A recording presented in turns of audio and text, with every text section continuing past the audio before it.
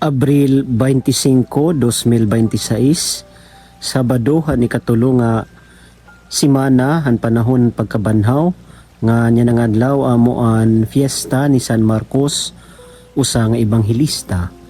Nga na natin ebanghelyo ing kinuha didahan ebanghelyo sumala kan San Marcos kapitulo 16 bersikulo 15 tubtub ka 20.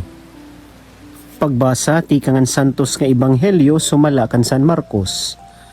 Nagpakita Jesus han napulo kag duha nga mga tinunan nga nagsiringhiya haira. Kadto kamuhabugos nga kalibutan nga nigwali niyo an maupay nga sumat hangatanan nga katawhan. Matatalwas an bisan hin-o nga natuo ngan kabunyagan kundi an diri natuo pagguhukman. Tatagan an mga natuo hini nga mga pangilalan hinggahom. Paiwason nira haakon ngaran an mga yawa, magyayakan hira hiniba nga mga pinulungan, diri hira maano kung kumaput hira hin mga halas, uuminom hin makahihilo, ngan magkakaupay an mga magsakit nga dadapatan hanira mga kamot. Katapos ni Jesus makigimang raw haira, ginbayaw hiya ngadto ha langit, ngan lining kudhatuuhan Dios. Nagkalakat an mga tinunan, nga nagwali hangatanan nga dapit. Ang Ginoo kaupod nira didahan ira mga buhat nga nanira ginwali igin padig-on pinaagihin mga milagro nga ira ginbuhat. An ebanghelyo han Ginoo. Pagdayawan ka, Kristo. Maupay nga oras mga kabugtuan ko didakan Kristo. Yan ang adlaw aton ginsasaurog iton fiesta ni San Marcos nga usa nga ebanghelista. Nagsurat yan ebanghelyo nga aton ginbabasa nga dahit aton Biblia. Ngan mga kabugtuan kung kukulawan naton San Marcos, diri hiya bulig han mga 12 nga mga apostoles nga ginpili han Dios. Pero mga kabugtuan iton karigsignon hini nga iton Dios karuyag niya nga tanan nga henerasyon, nga tanan nga panahon, nga tanan nga oras, makakabati iton nga tanan, hiton maupay nga sumat, mahiunong hiton Dios. Diri laan mga apostoles, diri laan mga tinunan, kundi iton nga tanan nga katawhan habugos nga kalibutan. Mga kabugtuan, diri natatapos iton ebanghelyo, kay hikita ito nagpapadayon hiton ebanghelyo, hikita ito nagpapadayon hiton maupay nga sumat. Kay hikita yan amo iton mga tinunan nga ginpili ni Kristo.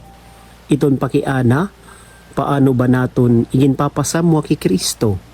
How do we proclaim Christ? Mga kabugtuan, may papasamwak naton ni Kristo, pinaagi liwat hiton aton mga mag-upay nga mga buhat, didahit aton pagpili hiton pagiging tangkod, didahit aton pagpili hiton pagpasaylo, hiton aton igkasitaw nga nakapasuul ha aton. Didahit aton pagtindog hiton kamatuuran, dida liwat aton pagiging maluluyon hiton aton igkasitaw, labi na iton mga nagkikinahanglan, dida magiging mga buhi kita nga mga saksi ni Kristo. Oo, diri hikita ito nagsurat iton ebanghelyo or diri kita makakasurat tin ebanghelyo, pero iton tawag aton nga igukoy naton iton ebanghelyo, igukoy naton iton maupay nga sumat nga aton hinbabatian. Mga kabugtuan, asya ini iton tugon ha aton hiton Dios nga nasiringhiya kadto kita habugos nga kalibutan nga nigwali naton an maupay nga sumat nga tanan nga katawhan.